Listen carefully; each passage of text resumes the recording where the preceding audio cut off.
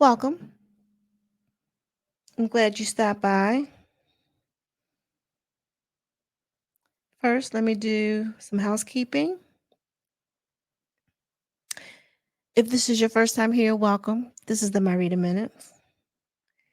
Everything on this channel is alleged and, in my opinion, and done for entertainment purposes only. So let's get into this.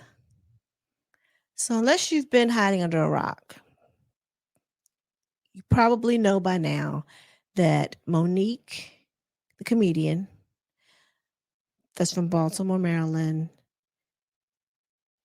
graced the platform of Club Shay. She talked about Tyler Perry. She talked about Oprah, Tiffany Haddish, Kevin Hart, D.L. Hewley.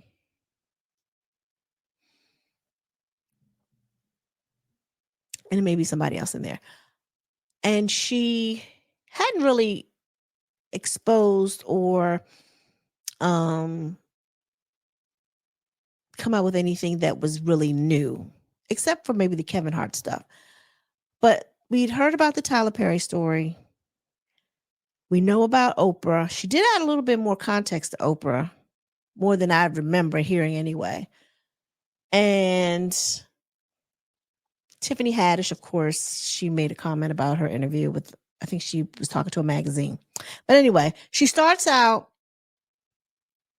pretty much, I think she goes back and forth in between Oprah and Tyler Perry. You know, those are her favorite people. Oh, she talks about Al Sharpton too. Forgot about that. Anyway, but it was just a little statement. It wasn't nothing big. But she talks about how, Tyler Perry did apologize to her in private. And for some reason, he won't do it in public. Now, the only reason why I think that he may not do it in public is because he didn't mean it in private. That's the only reason, because it doesn't make sense why he would apologize to her, knowing that she's shared it with the world. Yeah, he sits back and says nothing. I mean, that makes you look even more crazy, right? So I don't believe what he was saying to her on that recording was what he really felt. Granted, he said it, and you look crazy, but he didn't mean it. It was just probably a means to get her off the phone.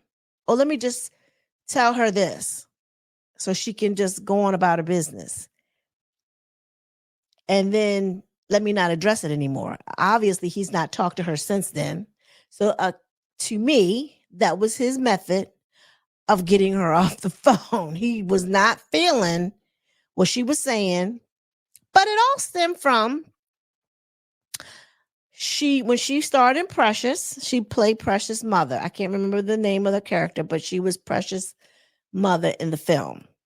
But this role catapulted her career, right, on the movie screen.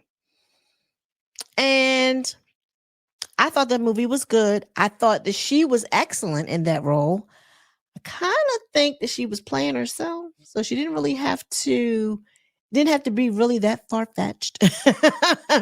You know what I mean? She really didn't have to go deep to pull that out of her. I think some of that might have been her. That's why it came across so genuine. But I digress. That's my opinion. But this role catapulted her. She said she only made $50,000 on this. It was a private independent film. Lee Daniels, he was pretty much just getting his feet wet.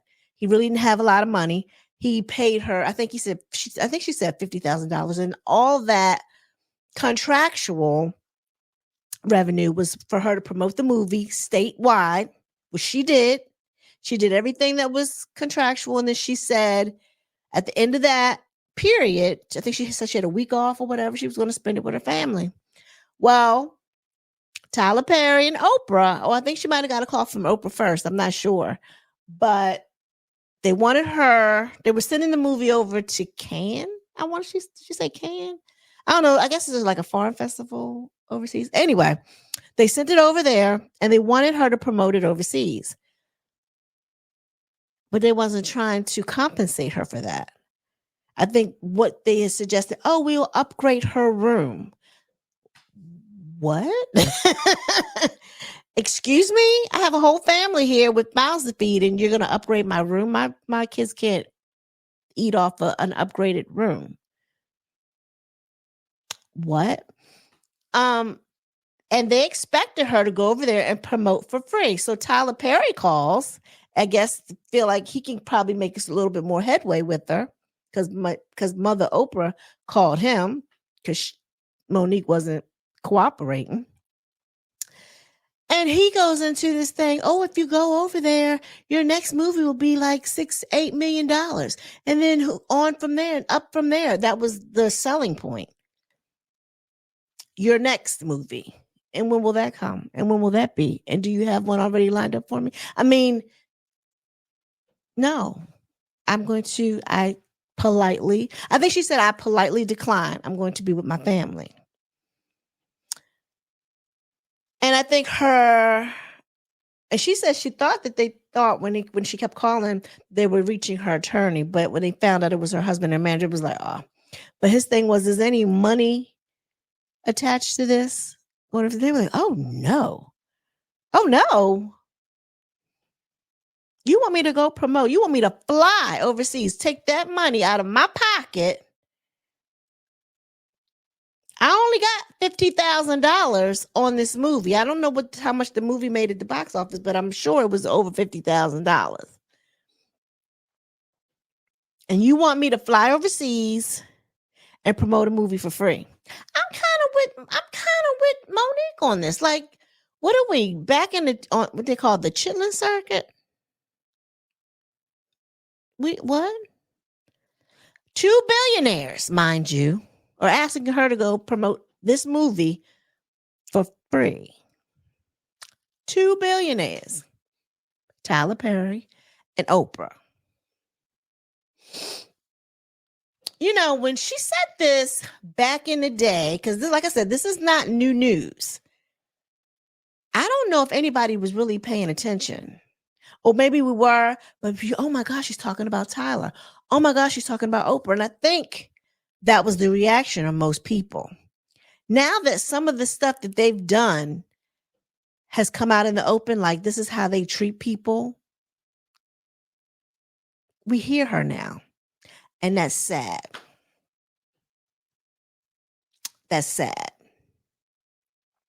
Because it was more like she was coming forth, telling us what was what. And we said, you need more people. That's basically what we said. Go on back because you need more people. We don't believe that. Not talking about Oprah. You're not, what? Tyler Perry. Excuse you? Now, the different people have come out and said certain things about the gatekeepers and different things that had gone on with the whole Christian Key saga. Even though he never mentioned any names, he alluded to some names and gave you the impression that they were a part of that whole fiasco. But that went away because I'm sure he got a nice little payoff. They shut him down. But anyway, so that's where that whole thing sparked.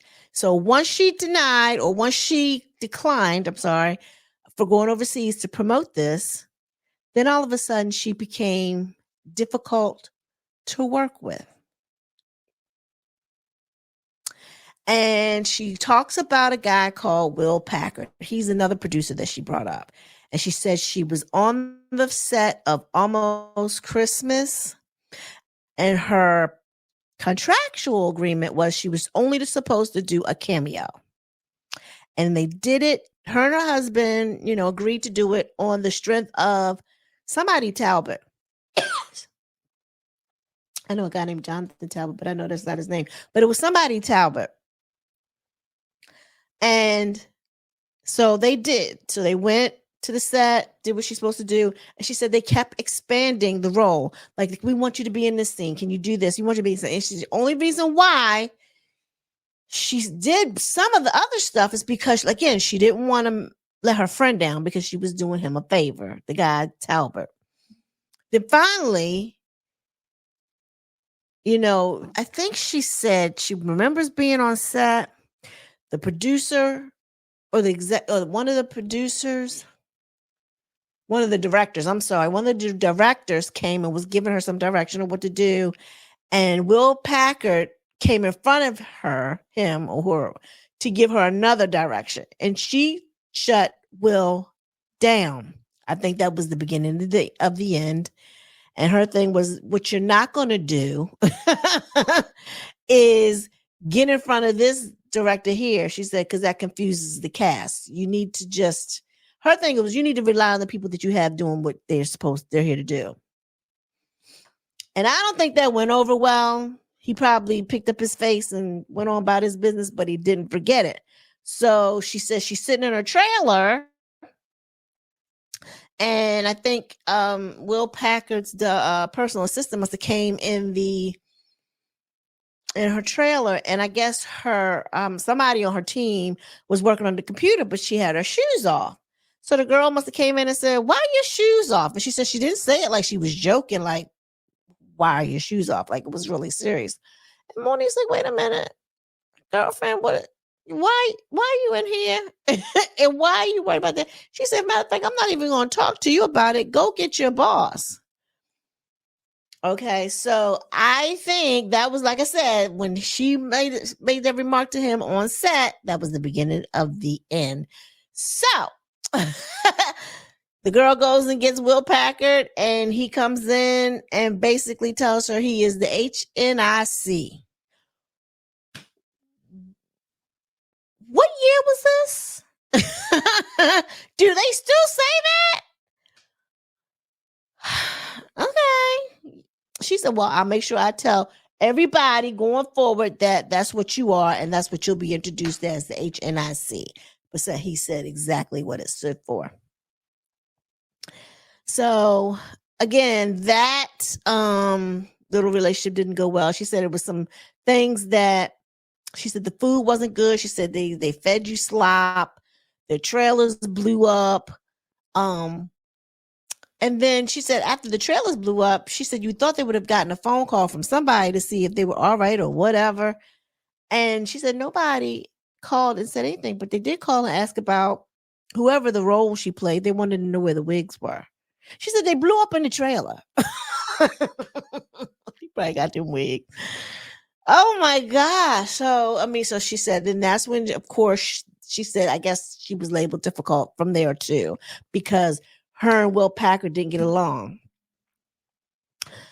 So she talks about Oprah and how Oprah brought her family on right after, because she evidently, when Precious hit the Oscar, she was nominated, right? And she won the Oscar for her role in Precious. Again, this catapulted her career sky high. And at that time, I think Oprah still had her show. And she said Oprah called her and said that her brother had reached out and said that he wanted to come on the show and he wanted to apologize to his sister.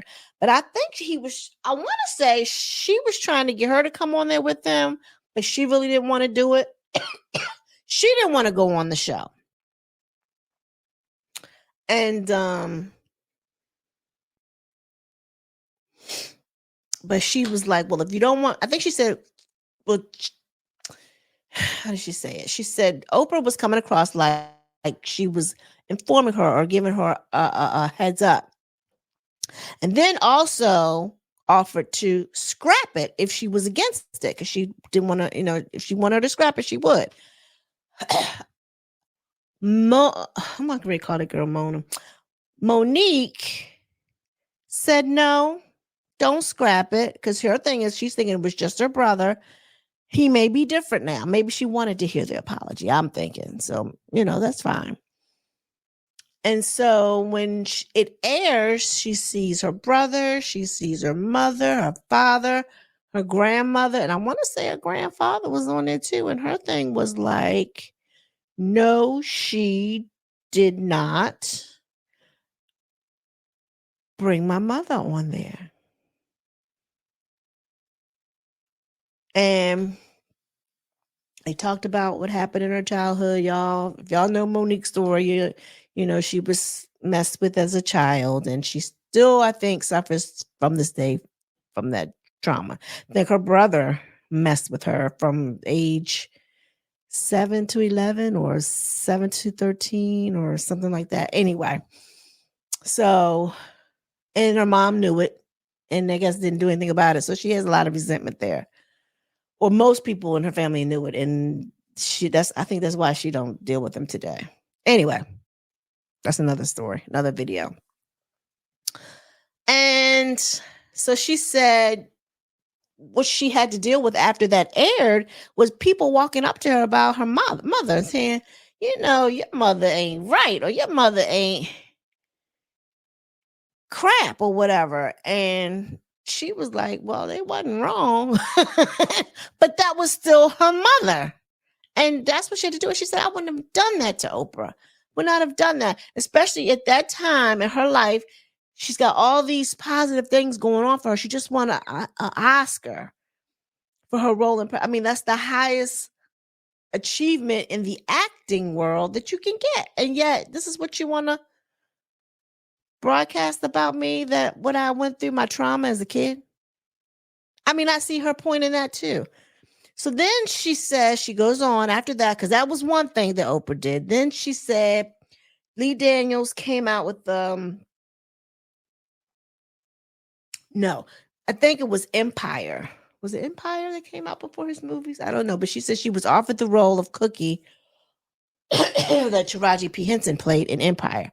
And I think maybe Lee Daniels came back to her and said, I'm not going to be able to offer you the role because I've been told that you are difficult. And then this is what she was labeled, because Will Packard labeled her as difficult. Tyler Perry labeled her as difficult. Oprah probably labeled her as difficult. I'm assuming because she wouldn't go across the pond and promote a movie for free. Yeah. So anyway, so she said then Lee Daniels had a movie coming out. It was The Butler. I remember that. And she said he offered her the lead role in The Butler. And she got booted out of that slot when Oprah called up Lee Daniels and said she wanted to play the lead role in The Butler. And when he called her back, he kind of explained to her. He said, well, I really don't have a lot of money. She can get the production done, you know. So his thing was, she was like, get the money, go get the money. But Oprah called her. I mean, not her, but called Lee Daniels. She wanted it. So then in the next movie he came out with, I think it was the Richard Pryor biopic. Lee Daniels again offered her the role as the grandmother. I think she was a madam or something, right? In a brothel. And again, Oprah calls up. She calls up Lee Daniels about, I want to play that. So I don't know what that looks like. I know what the optics look like. I don't know if it was her intent, but maybe she just thought that those were good roles and feels like since Monique got an Oscar, then maybe she could get one too. I mean, she's a billionaire, but she don't have no Oscars. You know, it be those type that's got, you would think that they have it all, but they're still not satisfied. You're taking work for somebody that needs the work because they ain't nowhere near your status. Yet you're a billionaire, ain't got to do nothing for the rest of your life, but you taking work out of other. You know, I feel some way about that. I feel some way about it. But anyway, moving. She was talking about Tiffany Haddish. And because Tiffany Haddish said something about she didn't have no husband like Monique. Okay, you know, husband like Monique. But Monique said if you had a husband like I did, maybe you wouldn't have two, not one, but two DUIs. Or maybe you wouldn't be, you know, being sued for what it looked like you were grooming, you know, young people. Cringe-worthy stuff. Cringe. Anyway, She said maybe she wouldn't be in those type of situations if she had a husband like mine. Monique really big ups her. Big ups, is that a word? She really is inspired and praises her husband. And that's fine, but it's a little, that's even cringy to me. I think she goes a little overboard. I know they call each other daddy. He calls her mama. So, I mean, even though we hear her call her daddy, he does call her mama. So we don't hear that part. So they go back and forth. And I'm assuming it's because of the kids, that's where that came from. But she still calls him daddy and he calls her mama. And she said they've been friends. They've been friends for the longest time. Evidently, they've been friends since they were 15 years old. And they've had an open marriage. They don't like to lie. They don't want to run. I mean, if sex happens, it happens, and they can be honest about it. Come back and be honest about it. But they're friends. And I guess I get that relationship. If that's what you like, fine. If that's what you willing to tolerate, great. Do you? Anyway, so she, that was Tiffany Haddish. She didn't have, it was like 2 minutes of Tiffany Haddish, and then they moved on to something else. But then she talked about Kevin Hart. Oh, Mr. Hart. Yeah, well, he started out looking out for her. I mean, he understood, what her situation was, about her kind of being blackballed in the industry because she had gone against these powerhouses, Tyler Perry and Oprah, right? Will Packard. And they had run across some rough times because people were stopping their bag, pretty much. And she said Kevin Hart wrote them a check. I give take my hat off to Kevin because he looked out for a fellow comedian. And she's known Kevin since his debut in Soul Plane. So that was great. So once they got back on their feet, they paid Kevin back, she said, with interest. And he was like, anything you need, Monique, I'm here. Whatever you want to do, I got you. Making it seem like, whatever project you want to seek, let me know. I'm on board. Don't matter what it is. That's what the impression that I guess Monique got. She was like, oh my God, that sounds good, because we are talking to whatever production company they were talking to. She said they were trying to get their talk show back online. So he was like, whatever you want to do, I'll co-host. Not co-host, I'll co-executive produce, whatever. Let me know what you want to do. I'm there. So she said, this is great. So she goes back, her and her husband, and they call this company up, production company up, and they're adding Kevin Hart's name. She said, and Kevin Hart at the time is big. He's still big, but she said he was really big then. And they were like, oh, great. They were on board with this. Okay, we'll let this go. So I guess when their team reached out to Kevin's team was singing a different tune at that point. So I guess Kevin's manager or whatever said that Kevin doesn't want anything to do with Monique. So they come back and they relay that information to her. She was like, what? So Kevin calls him up and tells her what's being told to her by this production company. And he's like, oh, no. She said, it came from your manager. She said, nope. He said, I'll call. He said, it's all it's all miscommunication or misunderstanding or something like that. It's all about miscommunication. So her thing was like, okay. So she said she ain't heard from Kevin. That was it. She ain't heard from him after that. So again, it all sounds good. He did a whole Tyler Perry on her. Now, the only thing is she don't have to record, but I believe her. I believe he did that. I believe he did that. Anywho, so she talked about Kevin Hart. She talked about, who else I say? I did Tyler Perry, Oprah Winfrey. She talked about Lee Daniels. apologized to her. She said that she said because T.S. Madison spoke up and, went to bat for her and called Lee Daniels and talked about how he was treating Monique, and he called her up. But I think when she was doing, I think she was on stage, and he went on stage wherever she was and gave her a hug and apologized in public. So she was okay with that. So they're back to being friends again. I think he did give her a role in one of his movies. Can't remember what she played, but she's played a couple of things since getting back in good with Lee Daniels. And then she talked about a lot of stuff. But mainly, she kept going back to Oprah because she wants an apology from Oprah. And Shannon Sharp kept saying, well, what does Tyler Perry?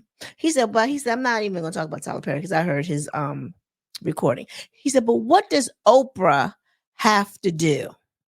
She's looking for an apology from Oprah. And I don't think she's going to get it. Don't think, unless something drastic happens to Oprah, she's trying to make it right with God. You know what I mean? Like, so all of a sudden she gets this revelation, like, oh, I need to clear my mind. I need to make this right. But then it might be a day late and a dollar short. So, I don't know. But I really feel like that's not going to happen, Monique. So you might want to move along because that ain't going to happen. But that was basically it for that interview.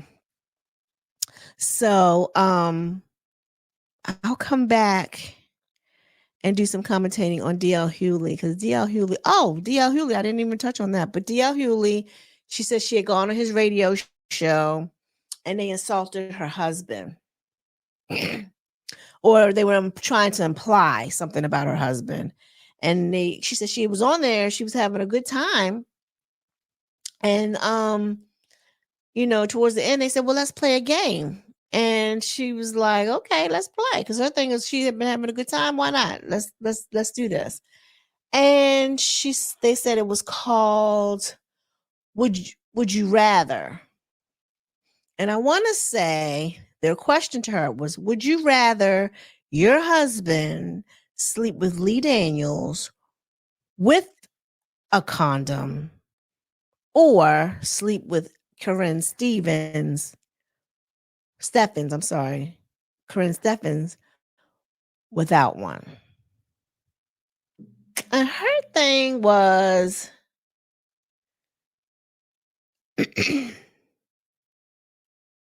how does that uplift our people?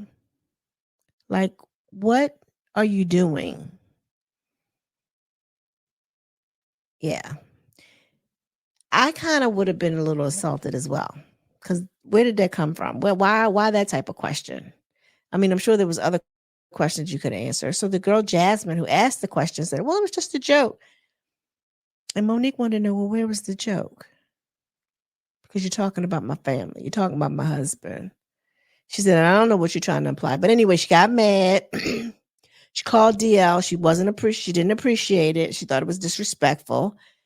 And I guess they had forewarned him that she was going to call. And his thing was like, she said, hey, DL, this is Monique. And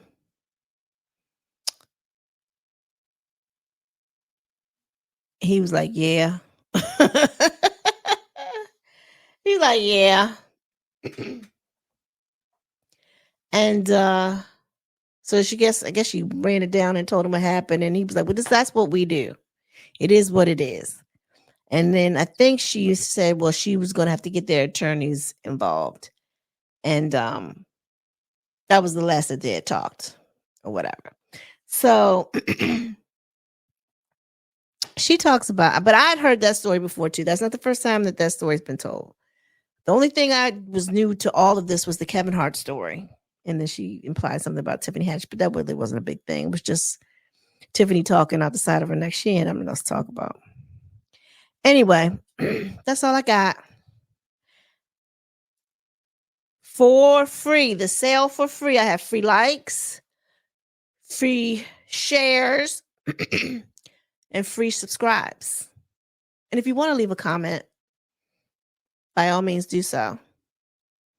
Tell me what you think about the Club Shay interview with Monique.